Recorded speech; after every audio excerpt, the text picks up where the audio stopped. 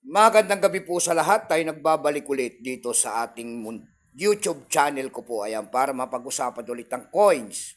Kung magkano na ang kanyang presyo sa ating mga online selling. At isa naman tayong kolektor. Ayan, magandang gabi po sa lahat. Maglalatag ulit tayo ng coins kung magkano na ang kanyang bintahan po. Ayan, ng coins.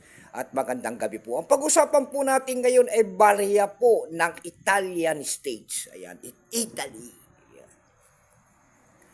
Ayan, baka mayroon kayo mga ganito po, ayan. Ayan po ang ating pag-uusapan po, napakalaking coins. Ayan. Year 1769 po, ayan. 1 talero po, kung tawagin nila yan. 1 talero. Ayan. Tingnan natin ang kanyang presyo po, kung magkano ng bintahan itong coins na ito at napakalaki.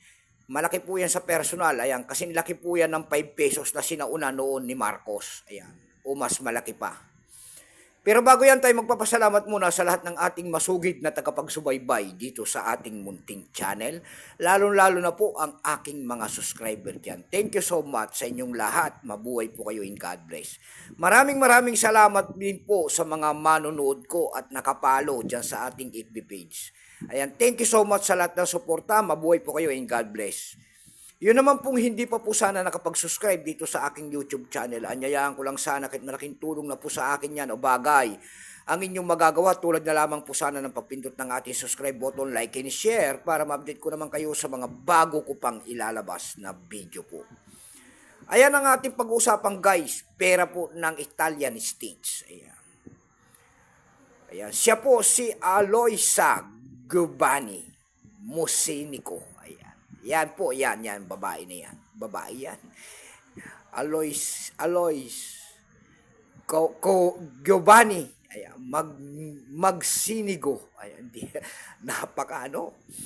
Ayan.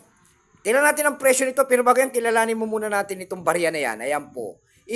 Type niyan po ay Republic of Venice, Italian States. Ayan. Period niyan, Alois Giovanni po, Mocenico, 1763 hanggang 1779. Type niyan, standard circulation coins years, 1768 hanggang 1769. Value po niyan ay 1 talero po, currency lira. 1752 hanggang 1797. Composition niyan, kung anong materyales ang ginamit dyan.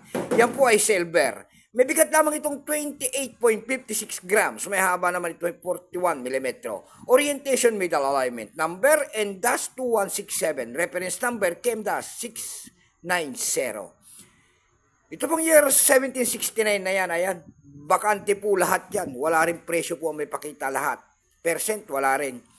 Bakante po. Ayan, hindi natin malaman. Bakante lahat eh. Kaya dumako na lang tayo sa main topic nito kung magkano ng kanyang presyo. Doon sa ating EB.com, nagtingin-tingin ako ng presyo nito.